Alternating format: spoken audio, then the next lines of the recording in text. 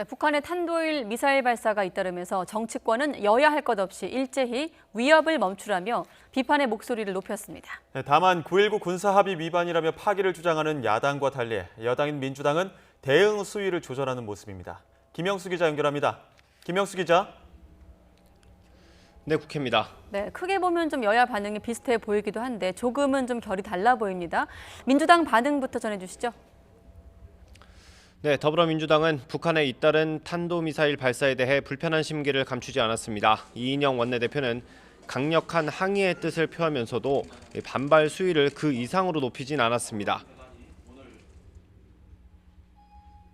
북은 9.19 군사합의 정신을 준수하여 평화를 해치는 일체의 위협과 행동을 즉각 중단할 것을 강력히 촉구합니다. 반면 자유한국당은 북한의 도발은 9.19 남북 군사합의와 유엔 안보리 결의 위반이라면서 강력한 대응을 주문했습니다.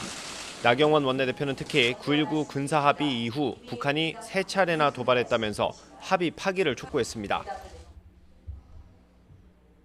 북한은 이미 미사일 도발을 세 차례 함으로써 5월 그리고 이번에 2번 더 함으로써 삼진 아웃됐습니다. 남북 군사 합의 파기해 주십시오.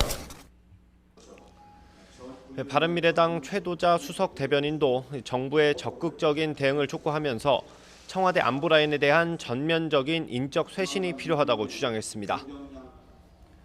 네, 북한의 탄도미사일 발사가 잇따르고 있는데 최근 북한이 공개한 잠수함의 재원도 일부 파악이 됐죠?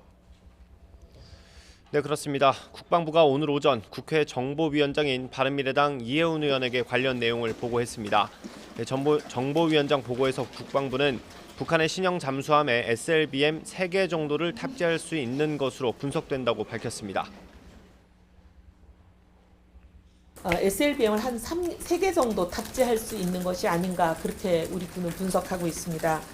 북한이 공개한 사진에 보면은 함교 부분에 이 모자이크 처리가 되어 있는 부분이 있는데 이 모자이크 처리되어 있는 이 부분이 SLBM 발사관을 탑재하는 위치일 것으로 일단 그렇게 분석을 하고요.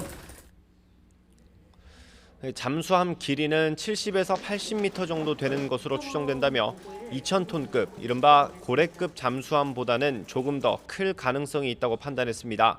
이와 관련해 기존 북한 주력 함수함인 1,800톤급 로미오급의 잠수함을 개조한 것으로 보인다고 밝혔습니다.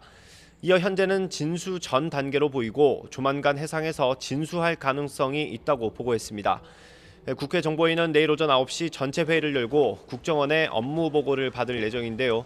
북한의 탄도미사일 발사 의도와 앞으로 전망에 대한 질의가 잇따를 것으로 보입니다. 지금까지 국회에서 전해드렸습니다.